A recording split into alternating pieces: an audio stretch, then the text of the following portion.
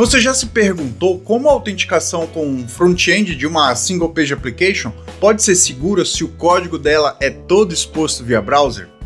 Você acha que implementa Single Sign-On com o OpenID Connect, mas faz o login com sua API servindo de proxy? Acha que o OpenID é padrão da indústria, mas não sabia que ele foi descontinuado em 2014? Calma que eu já vou explicar. Então esse vídeo aqui é para você. Hoje a gente vai entender melhor como um outro protocolo de autenticação, além do SAML, que tem os mesmos objetivos ou objetivos muito parecidos, mas que trabalha em conjunto com o AUF, o OpenID Connect. Então já revisa o código do seu front-end para ver se não deixou nenhum secret perdido ali, que o vídeo já vai começar. Olá devs, eu sou Bernardo Lobato e hoje vamos seguir com nossa jornada no mundo das APIs, autenticação e autorização. E nesse vídeo aqui vamos falar sobre o protocolo OpenID Connect. Vamos entender por que ele virou padrão de fato na arquitetura de APIs e Single Page Application modernas e qual problema ele procura resolver. Peço que se ainda não assistiu meu vídeo sobre o AUF ou Single Sign-On, clica aqui no card que estão bem legais, mas pode ser depois desse aqui. Já deixa aberto numa nova aba para ver depois. Aqui a gente recapitula rapidamente o que for necessário para o entendimento desse vídeo aqui.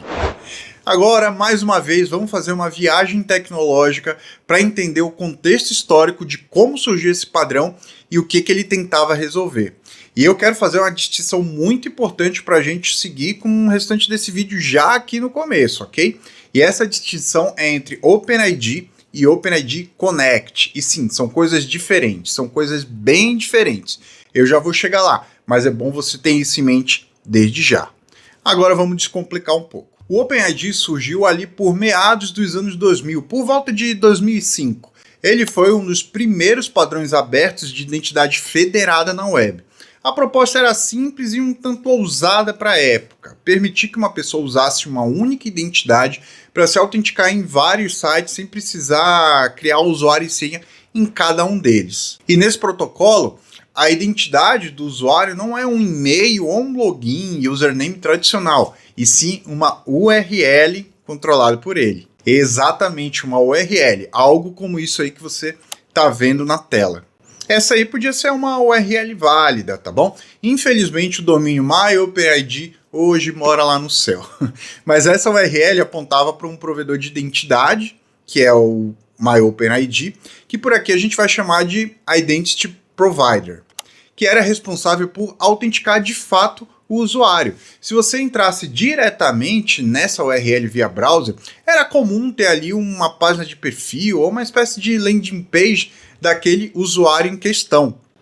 O site onde a pessoa queria entrar, ou no caso aqui uma API nossa, que a gente vai chamar de Relying Party ou Service Provider, não validava nenhuma forma de autenticação, nem login, nem senha, nem e-mail, nem nada. Ele confiava nesse provedor indicado pela URL. O fluxo funcionava mais ou menos assim. É um fluxo inteiramente por direcionamentos do navegador. O usuário informava sua URL no site de destino em um campo de texto comum, que então descobria qual era o provedor OpenID responsável por aquela identidade. Isso significa que o site não sabia previamente quem era o provedor de identidade do usuário. Ele descobria isso dinamicamente a partir da própria URL que o usuário digitava. Veja, ele fazia um GET nessa URL e, na resposta, que era um HTML comum, existiam tags link escondidas no código apontando para um provedor OpenID real, conforme vocês estão vendo aí na tela. Tags link referenciando OpenID Provider e outra tag link referenciando o local ID, que aí no caso pode ser a URL do próprio usuário. Isso tornava esse mecanismo extremamente flexível e descentralizado, porém especialmente difícil de se implementar. Em seguida, o navegador era redirecionado para esse provedor para que o usuário pudesse fazer o seu login. O login era feito diretamente na tela do provedor de identidade. E nossa API, ou Service Provider, em nenhuma hipótese tinha acesso ou conhecimento desses dados de autenticação. Após a autenticação, o provedor redirecionava novamente o navegador de volta ao site original, enviando uma mensagem assinada, em geral baseada em XML e parâmetros HTTP, afirmando que aquele usuário havia sido autenticado com sucesso. O site, então, no caso o Service Provider, verificava a assinatura criptográfica e, se tivesse válida, se tivesse tudo ok, criava a sessão do usuário localmente ali com o mecanismo que ele tivesse escolhido. Todo o modelo era centralizado no navegador, com múltiplos redirecionamentos, descoberta dinâmica de provedores de identidade e validações criptográficas relativamente complexas. Embora a ideia de identidade descentralizada fosse inovadora, a implementação era difícil e pouco amigável para desenvolvedores, que já se mostravam um pouco inadequada, talvez, para o mundo que já estava começando a existir, mas que viria a explodir depois, baseado em APIs, aplicações mobile e JSON. Eu vou deixar na tela, gente, alguns provedores reais de identidade OpenID original, que hoje já pode estar, inclusive, descontinuados. Se você assistiu meu vídeo sobre Single Sign-On e SAML, pode estar achando o padrão OpenID muito parecido com o protocolo SAML que a gente viu. Apesar de eles possuírem objetivos muito parecidos, eles são bem diferentes tecnicamente. Explico. O SAML e o OpenID nasceram quase na mesma época e tentavam resolver o mesmo problema: permitir que um site confiasse a autenticação feita por outro. Mas eles partiram de premissas totalmente diferentes sobre quem controlaria a identidade e quem tomaria as decisões de adoção. O SAML foi desenhado para o mundo corporativo. Ele pressupunha acordos formais entre empresas e infraestrutura controlada. Era pesado, baseado em XML, cheio de detalhes técnicos, mas isso, dependendo, nem era um problema, porque quem implementava eram times de desenvolvimento ali dentro da própria organização. O SAML se encaixava perfeitamente no modelo mental de federação corporativa, confiança formal entre domínios conhecidos. Já o OpenID, por outro lado, conforme vimos, apostou numa visão muito mais aberta e descentralizada. A ideia de que qualquer pessoa teria uma URL como identidade e que qualquer site aceitaria qualquer provedor OpenID parecia até, de certa forma, elegante, mas criava um problema prático enorme. Não havia governança nem confiança pré-estabelecida entre provedores de identidade e service providers. Para um site, aceitar logins de provedores OpenID aleatórios na internet era um risco. Faltava um elemento que o SAML já tinha desenrolado na sua definição: relações de confiança explícitas. Na prática, o SAML prosperou porque resolveu um problema real e imediato de federação entre organizações que já confiavam uma nas outras. O OpenID tentava criar um ecossistema de confiança aberto demais, sem incentivos claros para que os sites aceitassem essa descentralização. Hoje, o protocolo original, OpenID, esse baseado em URLs como identidade, mais discover por HTML, não é mais usado em produção. Ele foi descontinuado ali por volta de 2014 e hoje só aparece aqui em vídeos como esse aqui ou em sistemas legados que acabaram ficando parados no tempo.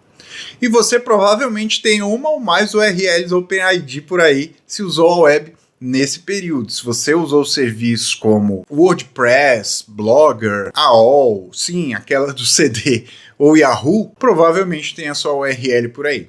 Se você quiser, para fins didáticos, implementar um OpenID e ver na prática como ele funciona, hoje é bem complicado e acredito que somente via libs antigas já descontinuadas. Eu cheguei a fazer uma breve pesquisa, mas não encontrei nenhum serviço atual que forneça esse protocolo mesmo para fins didáticos. Se você conhece algum, peço que deixe aqui nos comentários, fechou? Mas um legado do OpenID original ficou, e ele está entre nós até hoje, e foi abraçado massivamente pela comunidade, a OpenID Foundation.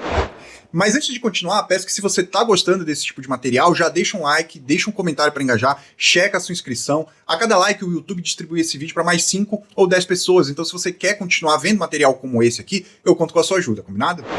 A OpenID Foundation surgiu como uma resposta direta ao crescimento, digamos, um pouco caótico do OpenID original ali em meados dos anos 2000, como uma tentativa de padronizar um mundo descentralizado, incompatível e caótico das implementações desse protocolo original. Dessa forma, em 2007, empresas como Google, Yahoo, Facebook, AOL e etc. criaram essa fundação para direcionar o padrão e fornecer uma especificação oficial. Dessa forma, conforme o tempo passou, as aplicações evoluíram e, com a explosão das APIs, o mercado viu a ascensão do WAF 1.0 e, posteriormente, do WAF 2.0. Aliás, se você não viu meu vídeo sobre a história e evolução das APIs, eu vou deixar aqui no card e na descrição do vídeo. Assiste lá depois desse aqui que tá bem legal. No entanto, como já sabemos, o OAuth foi criado puramente para a autorização, como eu já falei exaustivamente por aqui. Assim, muitas empresas, devido à complexidade de implementação das especificações do OpenID original, começaram a fazer o que chamamos cientificamente de autenticação de gambiarra sobre o protocolo OAuth, criando protocolos proprietários ou muitas das vezes improvisados dentro da própria empresa ou dentro da própria API do Service Provider que a gente está desenvolvendo para devolver ali a autenticação e os dados do usuário. Isso gerou um cenário um pouco bagunçado, onde cada grande provedor de identidade tinha sua própria maneira de fazer essa autenticação e entregar esses dados, né? Forçando os desenvolvedores a escrever integrações diferentes para cada um deles. E a partir daí, com o OAuth já virando padrão de fato em praticamente toda a web, a OpenID Foundation viu que o futuro não estava mais ali nas URLs como autenticação, como dizia o protocolo original, mas em token, JWT, APIs e sistemas mobile. E foi a partir daí que ela liderou a criação do OpenID Connect, reaproveitando o nome original, mas abandonando a especificação antiga. Ele foi oficialmente lançado em 2014 na sua versão 1.0. A ideia aqui é brilhante na sua simplicidade. Em vez de reinventar a roda, eles pegaram a robustez do AUF 2 como transporte e adicionaram uma camada rígida de identidade usando o formato já conhecido JWT, ou JSON Web Token, amplamente utilizado ali pelo próprio OAuth. E isso uniu o melhor dos dois mundos, a segurança e os fluxos de permissão do OAuth com a padronização de dados e perfil que faltava na web. Hoje, o OpenID Connect é padrão absoluto da indústria. Ele foi adotado em massa por gigantes como Google, Microsoft e Apple, tornando-se base de praticamente qualquer botão tradicional aí de social login que vemos ou aplicação single sign-on mais moderna. A partir de agora, então, finalmente vamos detalhar um pouquinho mais esse protocolo. Conceituando, então, o que é o OpenID Connect. O OpenID Connect, ou OIDC, conforme a sigla, né, você pode achar dos dois jeitos, é uma camada de identidade construída sobre o protocolo OAuth 2. Enquanto o OAuth é desenhado apenas para autorização, o OpenID Connect estende essa funcionalidade para permitir autenticação, ou seja, verificar a identidade do usuário. Ele transforma o OAuth em um sistema completo de identidade que permite que aplicações recebam informações básicas sobre o usuário de forma padronizada. O grande diferencial do OpenID Connect é a introdução do ID Token, um token no formato JWT que contém as informações do usuário. Diferente do Access Token do OAuth, que é algo destinado à autorização na API ou no Service Provider, o ID Token é um componente destinado à aplicação cliente que contém dados específicos do usuário, que são aqui conhecidos como claim, como nome, e-mail, foto de perfil e etc. Vamos entender agora como funciona esse fluxo dentro de uma aplicação. O usuário acessa uma URL protegida. O navegador chama a aplicação ou Service Provider e a aplicação responde com um redirect para o endpoint /authorize do provedor de identidade. O navegador vai até o provedor de identidade e o usuário realiza o seu login, insere seu username ou e-mail e senha e MFA caso necessário. O provedor de identidade redireciona o navegador novamente para a aplicação, passando o parâmetro como um code que vai ser utilizado a posteriori. O navegador chama o endpoint de callback da aplicação, do nosso Service Provider, aqui da nossa API. O back-end da aplicação troca o code enviado pelo Identity Provider por tokens no endpoint /token. Isso sem o usuário ver, combinado? Isso aí está dentro do back-end. O provedor de identidade valida aquele code enviado pelo back-end e devolve o Access Token para a nossa aplicação. A aplicação valida o ID Token e cria a sessão autenticada de acordo com a estratégia que ela resolveu implementar. Se você está em dia com os vídeos aqui no canal, esse protocolo aí está um passeio no parque, concorda? Perceba que ele se integra perfeitamente ao fluxo principal do OAuth 2 e conceitualmente é bem parecido com o SAML, visto no vídeo anterior. Agora eu quero fazer algumas considerações bem importantes. Para garantir que estamos usando o OpenID Connect, sempre, repito, sempre vamos precisar autenticar via client ou navegador no provedor de identidade. Perceba que essa é a única maneira que temos de garantir que o login, senha ou MFA não sejam interceptados pelo client provider, ou seja, pela nossa API. Isso é essencial para mantermos as responsabilidades e termos certeza que nossa API não vai interceptar de nenhuma maneira os dados sensíveis do usuário. Esse é um conceito fundamental do OpenID Connect. Ele existe para garantir que a senha do usuário nunca passe pela sua aplicação. Esse é o motivo que sempre que você clica em login com Google ou com Facebook, por exemplo, ou com GitHub, seja uma single page application ou em um aplicativo mobile, é aberta uma instância do browser com a URL desse provedor de identidade sendo exibida. Uma vez que você já esteja logado, os redirects acabam ficando transparentes para o usuário. Assim, temos o Single Sign-On funcionando da maneira correta. Em comparação com o SAML que vimos anteriormente, esse trafega dados pesados de XML, tanto no request quanto no response do Identity Provider, o que acaba aumentando bastante a complexidade da implementação, principalmente no cliente. Complexidade essa que aumenta ainda mais se for um Single Page Application ou um sistema mobile. Já no OpenID Connect, a gente trafega somente JSON, que é muito mais leve e muito mais compatível com o mercado de hoje em dia. Eu, pessoalmente, e você provavelmente também, já viu várias implementações, eu continuo vendo até hoje, em que as nossas APIs ou Service Providers funcionam como uma espécie de proxy entre ela própria e o servidor de identidade, onde o usuário autentica via nossa API e essa ali por baixo dos panos, via back-end, autentica a gente no provedor de identidade. E aí devolve os tokens para a gente segue assim com o fluxo.